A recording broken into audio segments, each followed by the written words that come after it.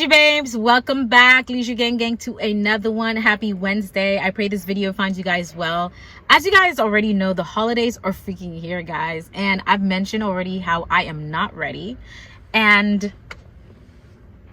we've already established that, which is why I'm here. Though I want to talk to you guys about setting boundaries for the holidays. Guys, I don't know what it is, like our family or friends or loved ones and these gatherings, that's when it tends to get real. I don't know what's up with Thanksgiving dinners or Christmas gatherings that just brings out the side of certain family members. I don't know what's up with that, but you guys let me know. Have you ever experienced anything crazy during like a family gathering and it was just supposed to be chill, but it just went south? All right, I'm not saying that's what's going to happen at your Thanksgiving party or your family dinner, but I want you to brace yourself that there's a possibility that things can go down, and it could go down, which is why I am preparing you. That's why we're having this video. That's why I'm creating this video. Okay? I want you to have some boundaries. You don't have to show up to every freaking gathering that's going on right now. You don't have to show up to every cocktail party, office party. You don't have to show up to every gathering. A no would suffice. If you don't have to be there, guys, don't show up. Don't show up. I'm saying, why do we put ourselves in these compromising situations where we're just miserable? We end up being unhappy. Like, we end up having the shorter end of the stick. So, boundaries. Let me get to the video. When it comes to the invitations, they're going to be rolling in. You're going to start getting the invitations. Before you say yes, please check your schedule. I cannot emphasize this enough. Check your schedule. Tell Susie, tell Sally, tell your sister-in-law, tell your brother-in-law, tell grandma, tell grandpa, tell that cousin that you're going to check your schedule before you follow up with them. What tends to happen is that we get so excited. Speaking for myself, we tend to like triple book, double book. We end up committing to like 2 different events at the same time without even checking the calendar. And by the time you've already committed, it can get a little messy, and you don't want that. So go ahead and verify, confirm with your schedule first before confirming to the parties.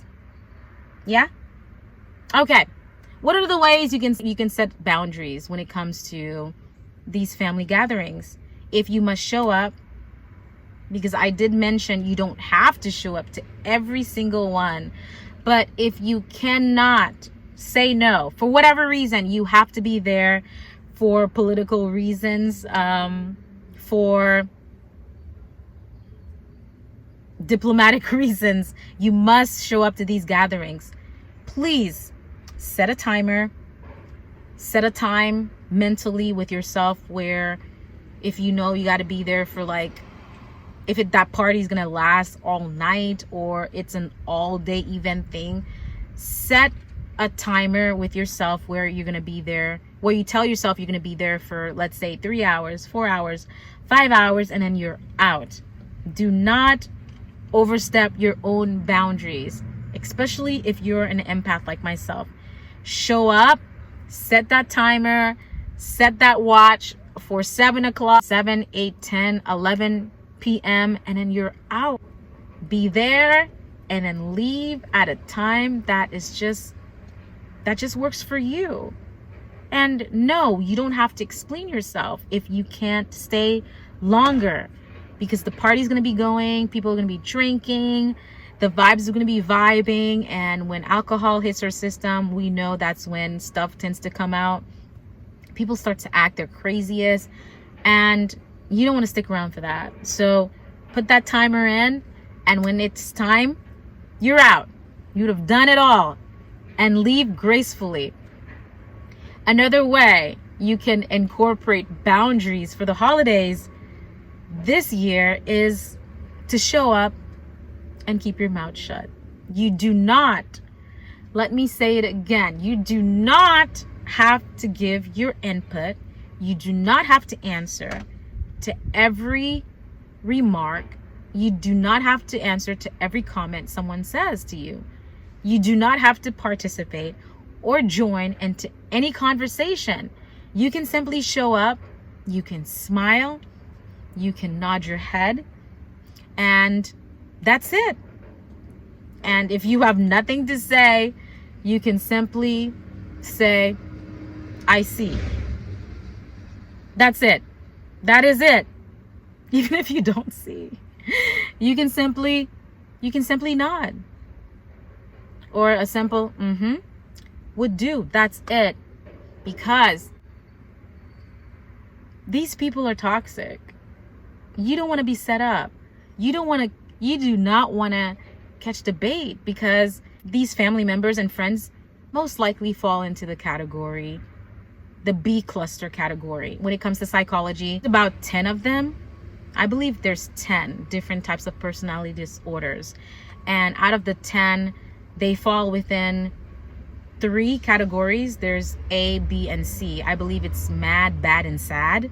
So they probably fall into the bad category, the B category, the cluster B. They're more temperamental. These people are combative. They're hard to get along with. These individuals are high conflict in personality. They are the ones who tend to always have an opinion, very opinionated.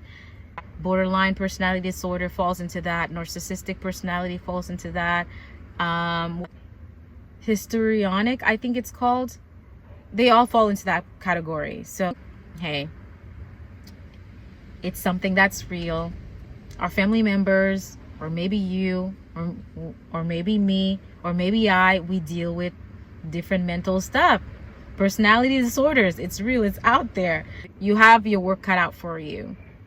And it's mentally draining dealing with these types of individuals who suffer from these types of personality disorders.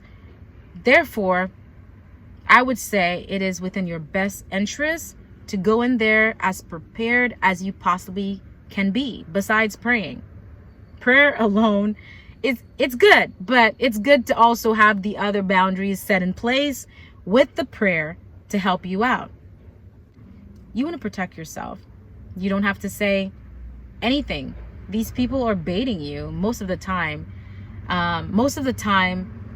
They're baiting you. And these individuals, it's sad to say that many of them thrive from you getting upset. Many of them thrive. They get a high from seeing you get all riled up and get all emotional, like you losing your noodles. Why? Why give them that pleasure? Don't. You show up, do what you got to do, and then you leave. Tell me, Leisurebabez, what are the ways you can incorporate and practice boundaries during the holidays? If you can't show up, you don't have to say or explain yourself. You can send out that gift, and that's it. Don't do the most during the holidays. You can set boundaries by not buying gifts. If you can't afford it this year, you can't afford it. You set boundaries with your finances this holiday. If you don't have it, or you have a tight budget, why try to do the most? You know what I mean? Like, why try to keep up with the Joneses if you can't? You don't have it. You don't have it. You don't have to buy every season a gift this year. Some of us, we go out of our way.